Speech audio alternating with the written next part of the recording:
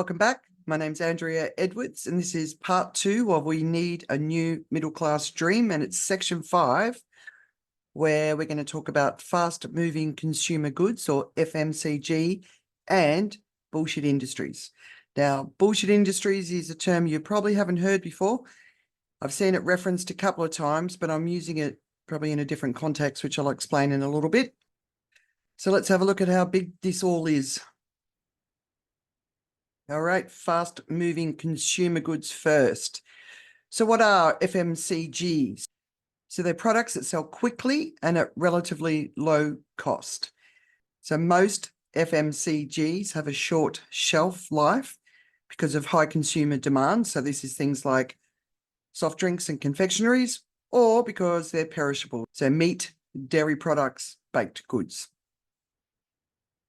So what fits into the FMCG categories? Well, according to Investopedia, we have processed foods. So that's things like cheese products, cereals, and boxed pasta.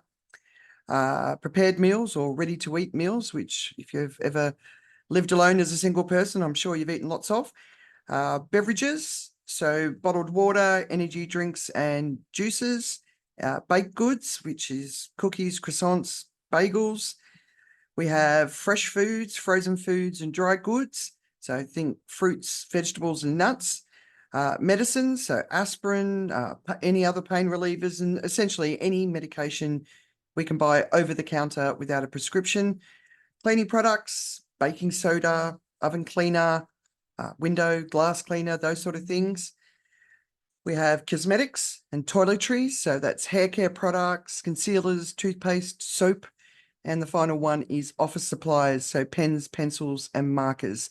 So that just sort of gives you the picture of what fits into the FMCG space, just in case you didn't know. Here is the growth in the fast-moving consumer goods sector. And look at this, 509% growth. So to me, this is probably the clearest example of middle-class spending power that I've shared so far in all of the data that I've been sharing. Of course, this sector is going to be one of the strongest growth areas as more and more people move into the middle class. And with 3.8 billion middle-class people today, which is expected to reach 4.8 billion by 2030, this is a sector that is only going to keep growing.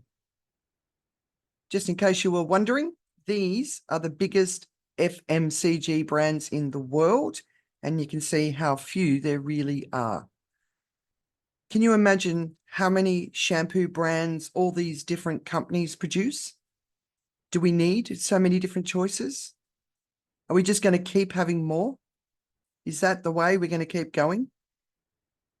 If there's one sign of things continuing to be out of hand and not changing at all you have to do is walk into a supermarket. I've been pushing back on plastic bags and unnecessary packaging for years. And do you know what I've seen? Nothing's changing. Absolutely nothing is changing. All we ever seem to get is incremental changes or greenwashing. We've seen plenty of that. So how can we possibly turn this around while this sector is obviously motivated to continue to expand? So I mentioned bullshit jobs or bullshit industries in the title, but let's start with bullshit jobs, which is where I came up with the idea of bullshit industries. So anthropologist David Graeber wrote a book called Bullshit Jobs, A Theory. This is about 10 years ago he published it. Just to quickly summarize the book, he argues that there are millions of people across the world, clerical workers, administrators, consultants, telemarketers, corporate lawyers, service personnel, and so many other jobs who are toiling away in meaningless, unnecessary jobs, and they know it. He says that technology has advanced to the point where most of the difficult, labor-intensive jobs can be performed by machines. But instead of freeing ourselves from the suffocating 40-hour work week, we've invented a whole universe of futile occupations that are professionally unsatisfying and spiritually empty. To that I say amen. But I would like to argue that we have another issue, and that is bullshit industries. And these are the industries that do not need to exist and do not contribute to the betterment of human life, So it's single-use plastic producers, cheap seasonal decorations, anything with fast in it, fast fashion, fast furniture, fast food. And obviously I could keep going for hours just on what all the bullshit industries are. So I believe that at this point, for all of us, we need to face the concept of bullshit industries and we need to address it. I would like to suggest that Crocs is one of those industries. Now, first up, my apologies to anyone who loves their Crocs. I am not criticizing your choice at all. This is not an anti-Crocs statement. My boys lived in Crocs when they were little and only decided not to wear them when they discovered the curse of sweaty feet. My boys have pretty much always lived around the equator in the tropics, so sweat has always been part of their life, and in a pair of Crocs, it's not very pretty. But also, Crocs are actually incredibly useful, especially in specific industries like anything medical. If you're in a hospital, a vet clinic, a surgery, or any clean and sterile environment, it is not uncommon to see Crocs on all the staff. I suppose it's because they're easy to clean and disinfect, which is important in these spaces, right? But when Crocs announced its annual earnings last year, showing incredibly strong growth, it got my attention. Crocs makes plastic shoes and accessories, and it's just growing, growing, growing. Nearly trebling since this graph shows from 2014. Surely this is one of the sectors that has got to be looking at itself and saying, do we, as a business, as a plastic shoe company, have a right to exist in the world at all? Are we making the world better with our product? Because a lot of fossil fuels go into these delightful looking plastic shoes. Do we really want to see a doubling, tripling, or quadrupling of plastic shoes in our environment? It's obviously not just Crocs, there's other shoes, and the teenagers are loving them. Teenagers, stop wearing plastic shoes. But this to me is an example where growing to improve your market value, which makes it great for your investment portfolio, is at odds with a healthy planet. I'm not the only one that sees this, right? But before we move on from Crocs, another huge frustration for me happened around the Barbie movie. And from what I saw, it really didn't get any attention at all. I loved the Barbie movie, but I hated the mass consumption message around it. Partnerships with brands around the world, including with Crocs, and the people who did this were celebrated as marketing geniuses. And of course, they were marketing geniuses. It was amazing what they did. Except we're not living in a world where this is good for any of us, the planet included. And we're not connecting the dots and getting that message. And that's probably one of the things that bothers me the most, the disconnect between the reality and continuing with business as usual. Here's some of the top brand partnerships for the movie. There were many more, and of course, a lot of unofficial ones. What we're looking at here is FMCG from the beauty industry, fast food, fast fashion, single-use waste, and so much more. When this all happened, it felt like a very, very jarring disconnect for me, and I'm sure anyone else who is paying attention, because it's time for us to move beyond this thinking. And yet here we are celebrating it as a great success. We really have to get the message. Our planet is drowning in our excess, and we've got to stop being consumatrons. Another bullshit industry is what I call fast decorations. And like I said earlier, you wouldn't have heard this term before because it's not a term that is established. Maybe it will be now. So just let's focus on Christmas. A social media trend that set off a craze for new is decorating Christmas trees. From the White House in the US to the approximate 2.3 billion people who are defined as Christian, we saw in real time an explosion in themed trees. Purple this year, white the next, going for the red theme this Christmas. In the south of China, there are factories pumping out cheap decorations and wrapping paper every year to satiate our appetite for new. But please remember this industry is satiating our appetite, and we need to get that under control. What do you do with your annual theme when the tree comes down? You can just throw it out and buy it all new next year. Why not? It's so cheap, and because it's cheap, it only lasts for one season anyway.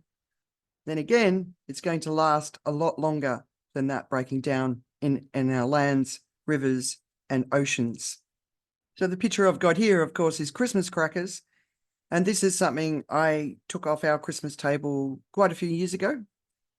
Every year I'd see these tiny, tiny little plastic toys that would come out of them. And as the table was cleaned up, they were just wiped off into a garbage bag.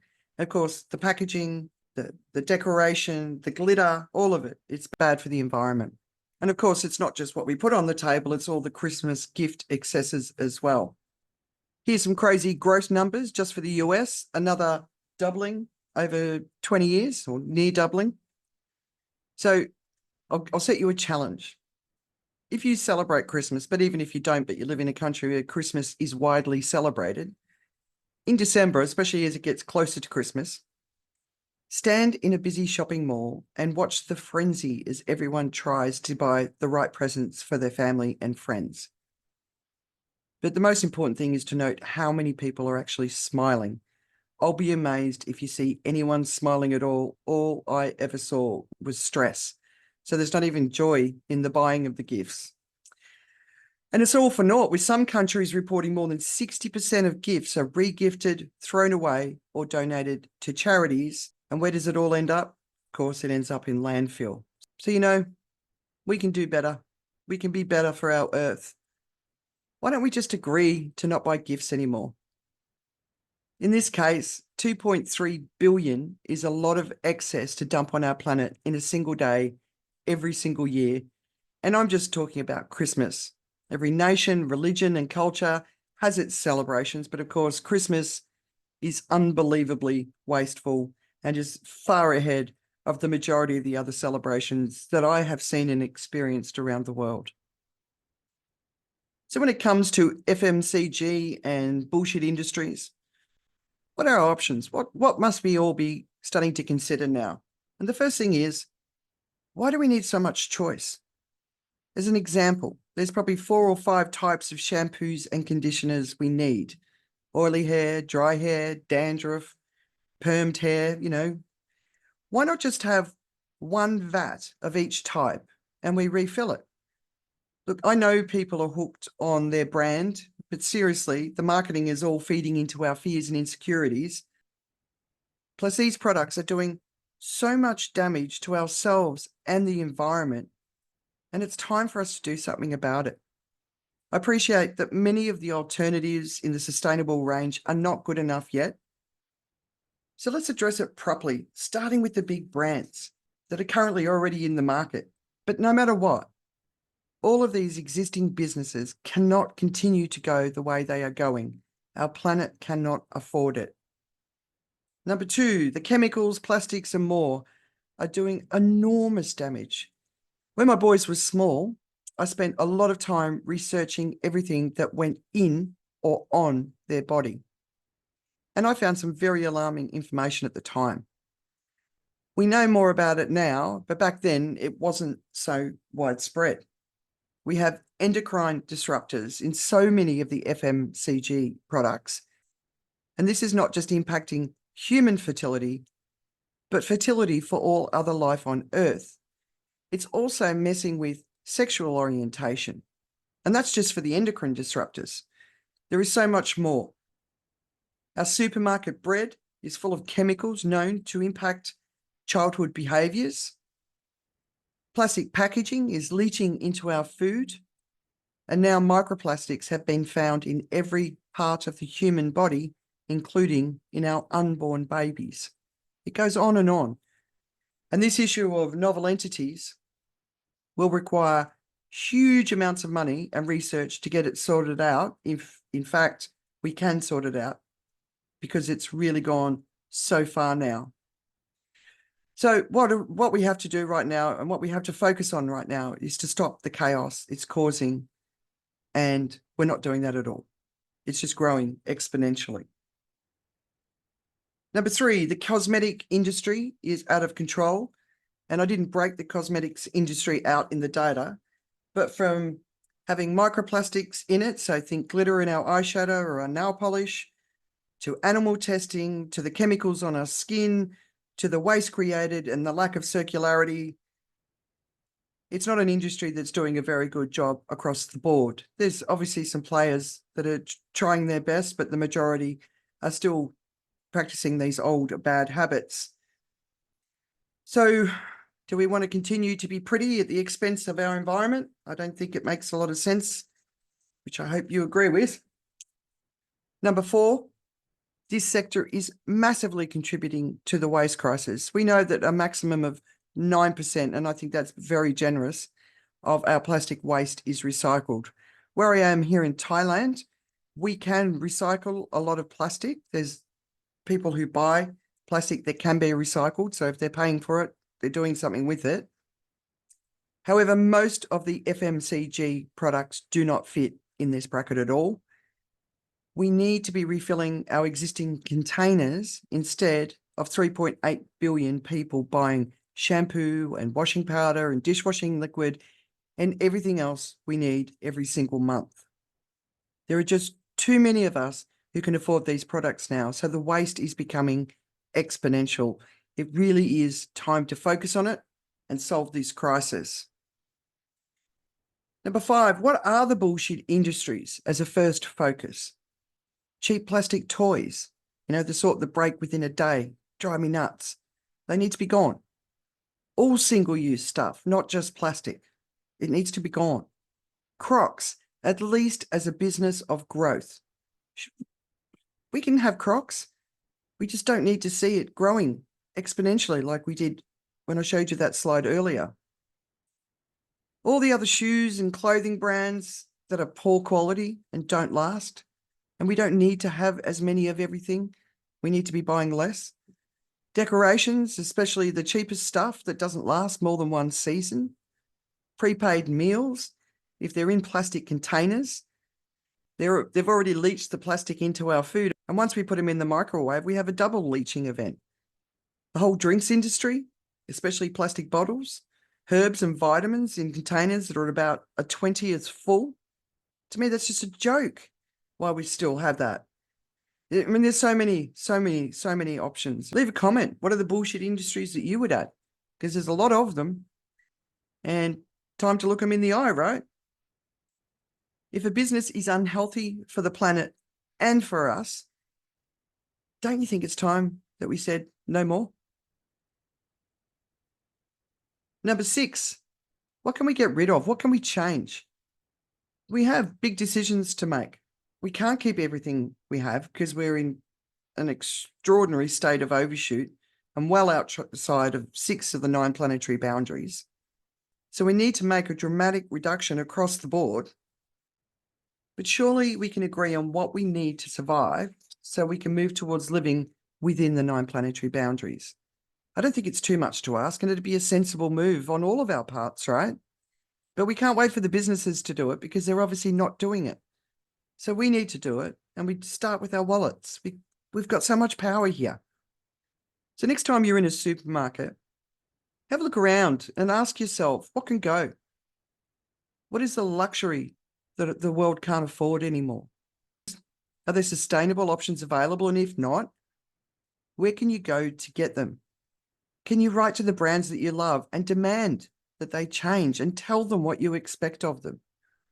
We should have refill stations everywhere in our supermarkets where we take our own containers in and fill them up. I mean, that's just, to me, it's a basic thing that I've been waiting to see happen for such a long time. And the refill stations that I do see in high-end supermarkets are too expensive for most people. However, there are a lot of places where you can refill your products, but you've just got to do a search and find them in your local environment. They are everywhere. They're just not mainstream yet, and we need to make it mainstream. Number 7, we've got to address growth and stop what's unhealthy.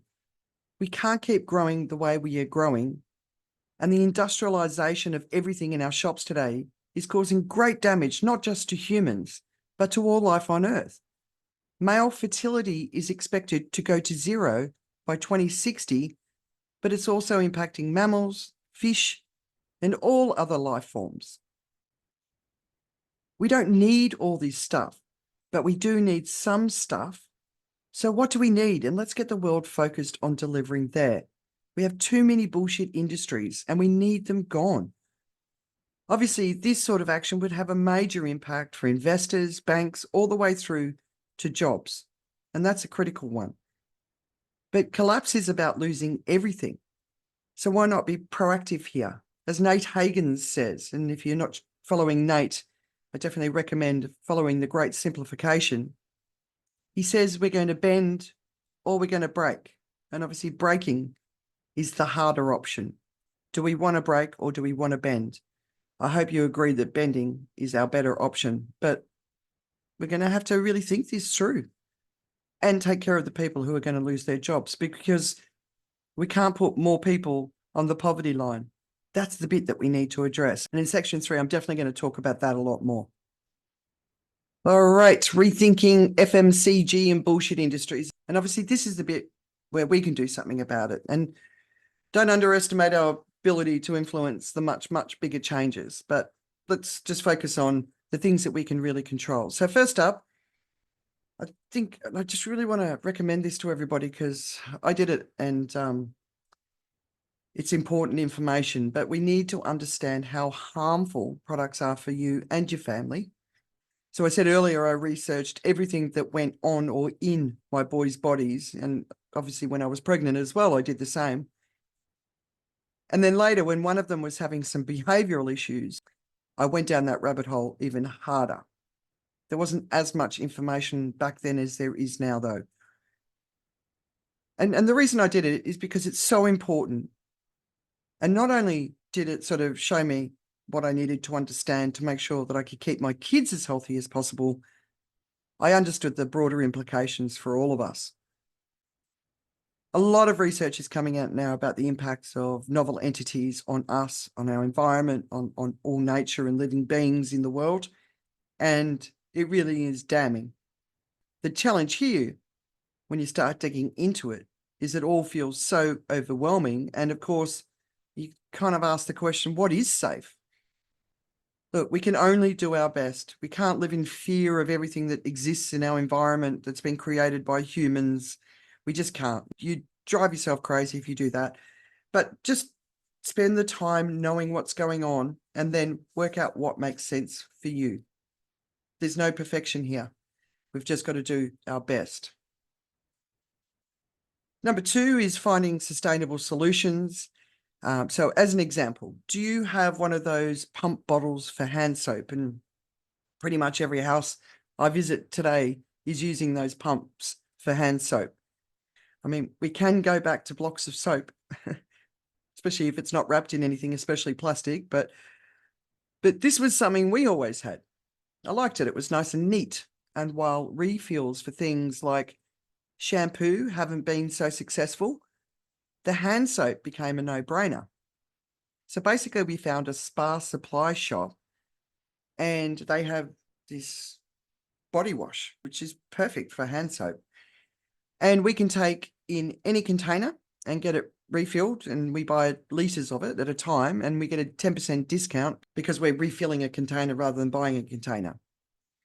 I think that since we started doing this, we've probably stopped at least 100 of those soap bottles going into landfill. And that doesn't sound like much, but if 3.8 billion people did things like this, then we'd be really starting to see a difference. So if you're still using those hand pump bottles, please don't buy any more. Refill, find a local spa company or somewhere where you can just get a liquid that you can wash your hands with, or move to soap. It's just a really unnecessary plastic purchase and we need to be getting these out of our lives. So for things like laundry powder, buy the really big buckets if you can afford it. And I know for someone who's on a budget, buying those big items is really hard because you don't have the cash up front. So if you can't afford it, please just do what you need to do. I understand that it's not easy, but if you can, when you buy it, the big buckets, You can use them again and again and again. They have a purpose beyond your purchase. And that's what we've always got to be looking for those things. Number 3, look into some traditional solutions, vinegar, bicarbonate soda. There's so many of them.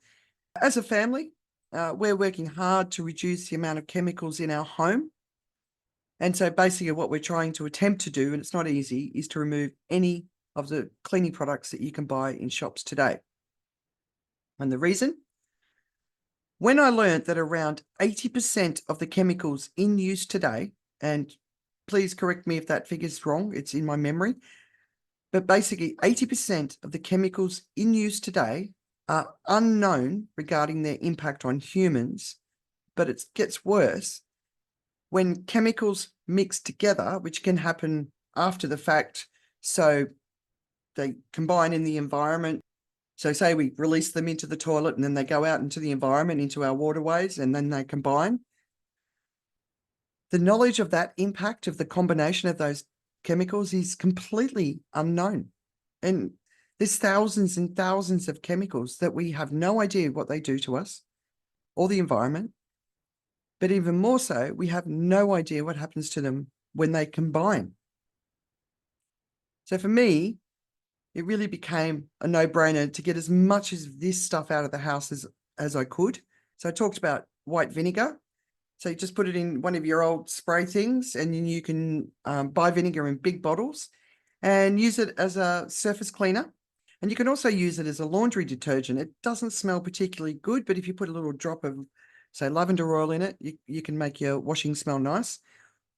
Or bicarbonate soda can be used in so many ways, from obviously removing smells in the home to mixing it with water and white toothpaste. And you can use it for hard to clean surfaces. So just do some research on traditional cleaning products and see what you can find, and make sure you're sharing it with your community so you can inspire others too. Number 4, don't support bullshit industries, please. Balloons, cheap toys, decorations, anything fast. We all appreciate that there is just too much stuff available in our world, and that stuff is destroying the very environment we need to survive. So let's boycott bullshit industries. Let's call them out. And whether it's the stuff you're buying all the way through to where you invest your money, we've got to be really conscious of these industries in our mix that really have no place if we want to live within the 9 planetary boundaries. And that has to be all of our goals. How do we get within those boundaries? And we're out by 6, maybe 7.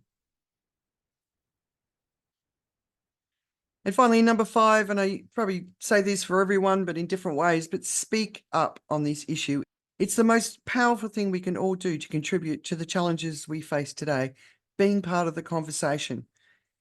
There are so many people out there that have no idea about any of this. So please, speak up. Share what you know. If you are an expert, start educating your community, including on social media. And if you're finding solutions, share it with everyone so you can inspire other people to change as well. That's what we've got to do. We've got to do it beautifully and gently and lovingly. No judgment, no criticism. We can't be doing that because it doesn't work. No one's going to listen to us, but just lovingly. And I honestly believe it's one of the biggest actions we can all take to drive change and awareness. So speak up. Please speak up. All right, there you go. Section 5 is done. I don't think I had any idea how much work this would be. So thank you for joining me. I really do appreciate it.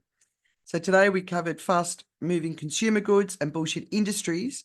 And if you listened to my last one, you know that I intended to do pets. But when I got stuck into the pets and all the different angles to it, it was just starting to get too long. And I know everybody likes short, so I'm trying to listen and do that. But I'll do it as a separate video sooner rather than later, because I've already done a lot of the work for that one. And obviously that will be the next one. Now, by bringing up pets, it's going to be unpopular. I know we all love our pets. I've got pets too. But I've said many, many times, we've got to look this all in the eye if we have any chance of overcoming. The challenge that we've got right now is the scale. It's always about the scale. So I'd love to connect with you. So please follow me on social media. You can see my handles here, or come and join the Facebook group, 1 Billion People with Uncommon Courage. And let's come together to create a global community committed to action.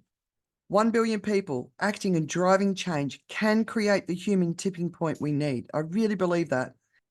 Once we reach 1 billion, we only need each person to recruit 3 to 4 people each, and then we will have enough people to be in a position to drive the runaway changes required.